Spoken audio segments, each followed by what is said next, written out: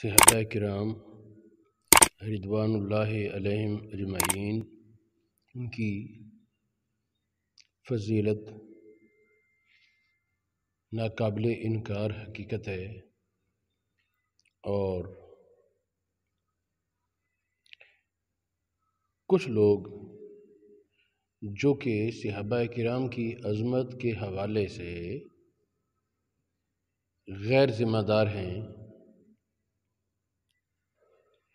ان لوگوں کو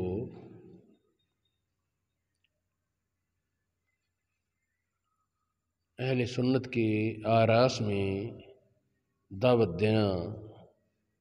اہل سنت کے پروگراموں میں بلانا، یہ یقیناً مداہنت ہے اور اس کی اجازت نہیں دی جا سکتی کہ ہمارے داتا علی حجویری علیہ الرحمہ کے مزار پر کچھ ایسے لوگوں کو دعوت دی گئی جو کہ صحابہ کرام کی عظمت کے حوالے سے غیر ذمہ دار ہیں، جو صحابہ کرام کے خلاف بسا اوقات خود بھی کچھ ایسے الفاظ بول جاتے ہیں جو نہ بولنے کے ہوں، اور اسی طرح ان میں سے ہی بعض لوگ جو یہ انتظامیہ میں سے یا اہل سنت کے جو نمائندے ہیں وہاں بظاہر، ان میں سے کچھ لوگ وہ شیعہ مسلک کے بعض لوگوں کو گلے لگا کر ملتے ہیں۔ ایک ہے مصلحت کی حد تک، وہ اور چیز، لیکن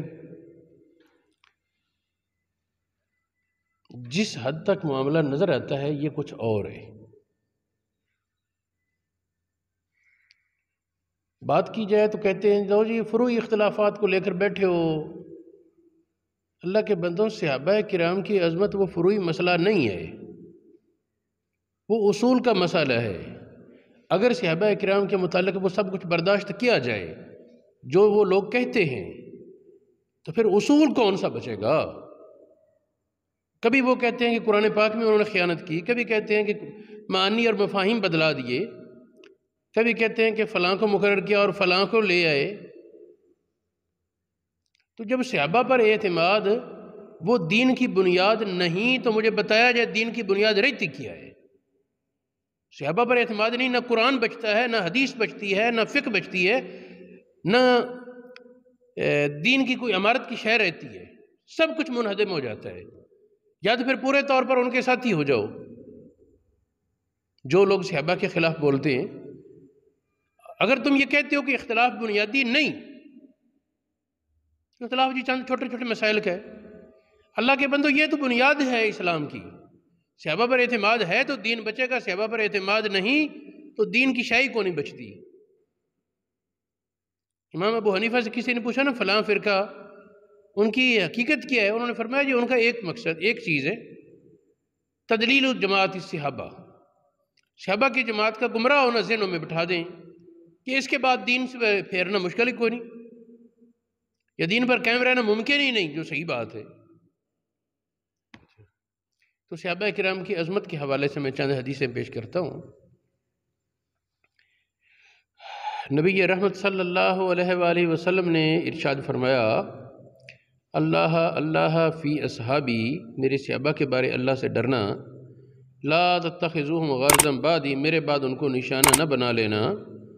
فمن احبہم، جو میرے صحابہ سے محبت کرے گا، فبحبی احبہم، میری محبت کی وجہ سے ان کے ساتھ محبت کرے گا، ومن ابغضہم، جو میرے صحابہ سے نفرت رکھے گا، بغض رکھے گا، فببغضی ابغضہم، میرے بغض کی وجہ سے ان سے بغض رکھے گا۔ اور آگے فرمایا، جس نے مجھ سے بغض رکھا، جس نے ان سے بغض رکھا اس نے مجھ سے بغض رکھا، اور جس نے مجھ سے بغض رکھا اس نے اللہ پاک سے بغض رکھا، اور جس نے اللہ پاک سے بغض رکھا اللہ پاک اس کو بہت جلد گرفتار کر دے گا سزا میں آخرت کی۔ یہ حدیث مسند احمد بن حنبل، ترمذی شریف،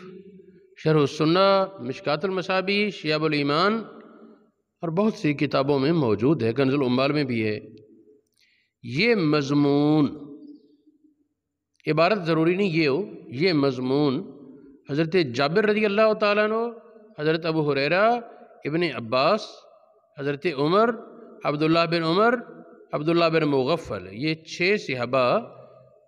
کہ میں نے نام ذکر کیے، ان سے یہ مفہوم مرفوعاً نبی پاک کے قول سے ثابت ہے۔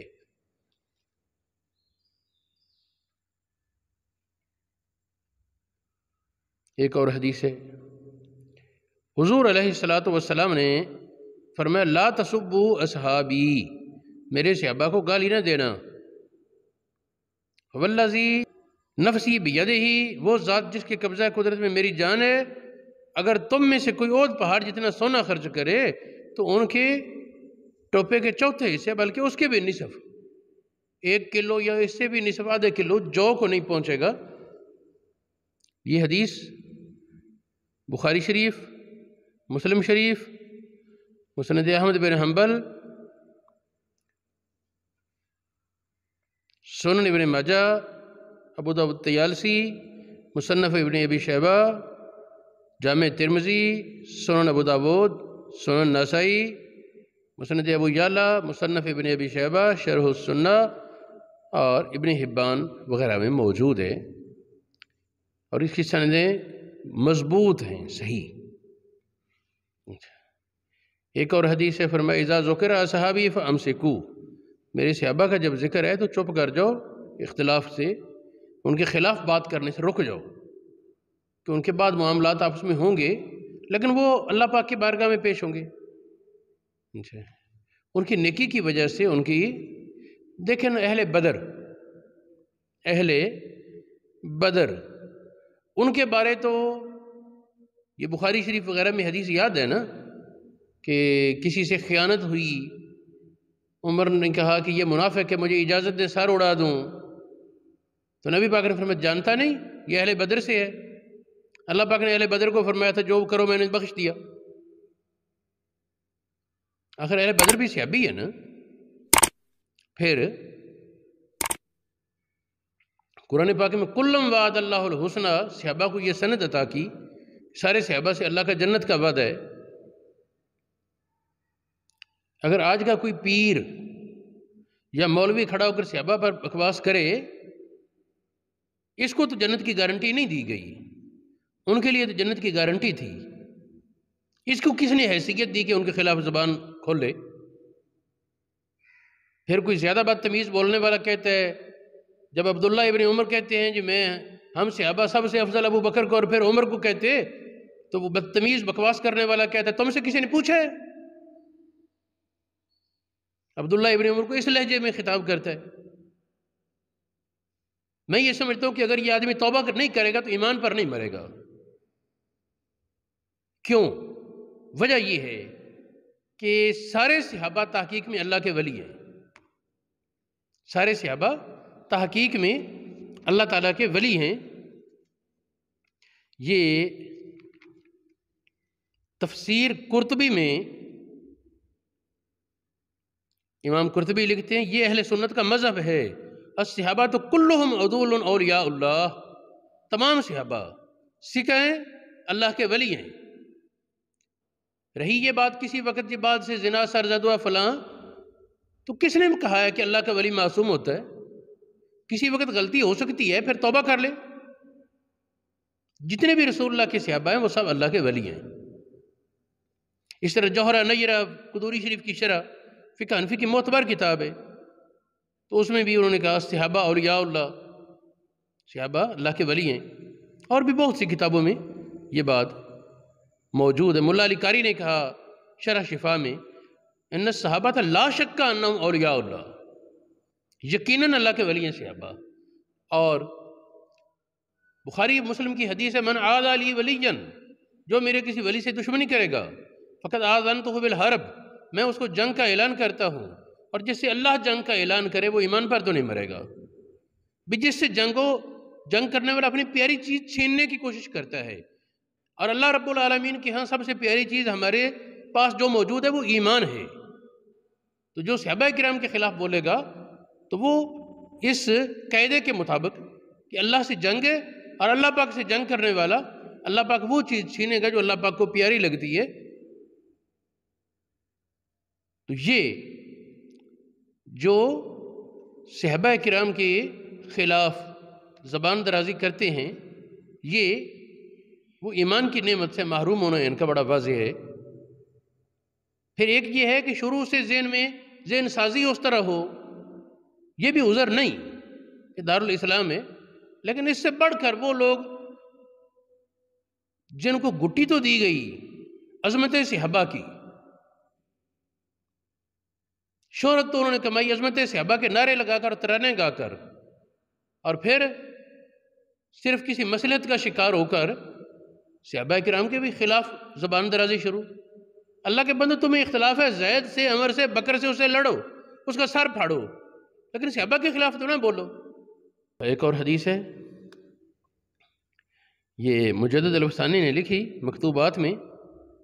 ان شرار امتی اجرؤہم علی اصحابی، میرے امت کے برے لوگ ہوں گے جو صحابہ کے خلاف بات کرنے میں بڑے بہادر ہیں، صحابہ کے خلاف بولنے میں جو زیادہ جرت والے ہیں نا، جنہیں اس میں جھجک نہیں ہوتی، فرمایا کہ وہ برے لوگ ہیں۔ حدیث کی کتابوں میں بھی اس کا کچھ حوالہ ملے گا۔ امام تستری ایک بہت بڑے صوفی بزرگ گزرے، اور صرف صوفی نہیں تھے، عالم بھی تھے۔ آپ فرماتے ہیں لم یؤمن بمحمد صلی اللہ علیہ وسلم،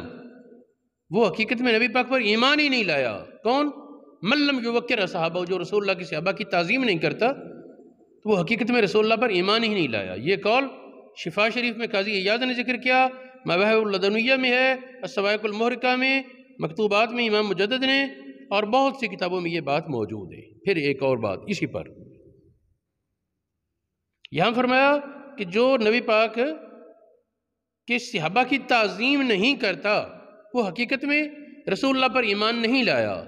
یاد رہے کہ جس طرح ایمان میں تمام اہل ایمان برابر ہیں فضیلت، تقوی اور اعلیٰ مقامات کے اعتبار سے، لیکن ایمان کی فضیلت میں سب برابر، ایمان کی فضیلت میں سب برابر، تمام انبیاء آپس میں مدارج کے فرق کے باوجود، تمام انبیاء آپس میں درجات کے فرق کے باوجود مقام نبوت کے اعتبار سے برابر ہیں۔ اس میں آگے پھر ان کی صفات کی وجہ سے اعلیٰ سے اعلیٰ تر تمام اولیاء مقام ولایت کی بنیاد کی وجہ سے برابر، اس میں پھر آگے درجات کے اعتبار سے بڑھتے چلے جاتے ہیں۔ اسی طرح مجدد الفسانی فرماتے ہیں، مجدد الفسانی شیخ احمد سرہندی مکتوبات میں فرماتے ہیں کہ تمام صحابہ جو وصف صحابیت رکھتے ہیں صحابی ہونے میں برابر ہیں، درجات کا آگے اختلاف ہے۔ پھر فرماتے ہیں کہ وہ صحابی جس نے نبی پاک کو ایک بار ایمان کی حالت میں دیکھا، وہ صحابی مجدد الفسانی نام لے کر کہتے ہیں کہ وہ اویس کرنی سے افضل ہے، عمر بن عبدالعزیز سے افضل ہے۔ وہ سرکار شیخ عبدالقادر جیلانی رضی اللہ تعالیٰ عنہ سے پوچھا گیا نا، آپ نے نقل فرمایا غوث پاک نے عبداللہ بن مبارک کا قول، کسی نے پوچھا جی امیر معاویہ افضل ہے یا عمر بن عبدالعزیز؟ حالانکہ عمر بن عبدالعزیز نے خلافت راشدہ کو جس میں حج پر قائم کیا، بڑی فضائل ہیں آپ کے، بڑی خوشخبریاں آپ کے بارے تھیں پہلے۔ تو عبداللہ بن مبارک نے کہا کہ معاویہ نے نبی پاک کے ساتھ مل کر جب جہاد کیا تو معاویہ کے گھوڑے کے ناک میں جو دھول لگی وہ عمر بن عبدالعزیز سے افضل ہے۔ لوگ کیا سمجھتے ہیں مقام صحابیت کو؟ اب مجدد پاک تو یہ کہیں کہ عمر بن عبدالعزیز اور اویس کرنی اس کے برابر نہیں جس نے ایک بار نبی پاک کی زیارت کی حالت ایمان میں، اور اب کوئی مجددی بھی کہلائے، مجدد کا مرید بھی بنے اور پھر بڑے بڑے صحابہ پر تبرے بولے اور بکواس کرے، یقینی طور پر یہ بات قابل مذمت ہے، اور انہیں غور کرنا چاہیے وہ کس حد تک پہنچ گئے ہیں، اور موت کا تو کوئی پتہ نہیں کس وقت آ جائے۔ زندگی ہے زندگی کی قدر کریں اور گمراہی کی دلدل میں پھنستے چلے جانے کے بجائے پلٹیں۔ ایک اور حدیث ہے،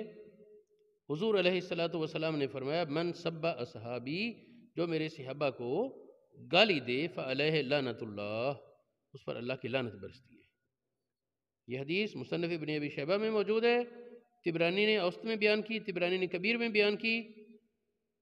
بزار میں ہے،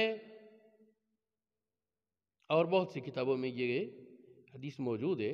حضرت ابن عمر رضی اللہ تعالیٰ عنہ سے مرفوع ثابت ہے، ابن عباس سے مرفوع ثابت ہے، اس طرح عطا تابعی ان سے موقوف ہے، یہ ہے ان سے مرسل روایت ہے، مرفوع یہ بھی۔ ایک اور حدیث فرمایا ایاکم وما شجر بین اصحابی، میرے صحابہ کے درمیان جو اختلاف ہے نا ان میں بحث میں نہ پڑنا، بچو۔ یہ حدیث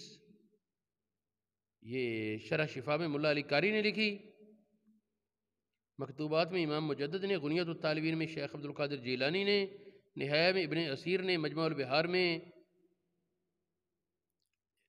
مولانا طاہر گجراتی نے، تاج العروس میں مرتضیٰ زبیدی نے، یہ اکابر علماء نے یہ حدیث بیان کی۔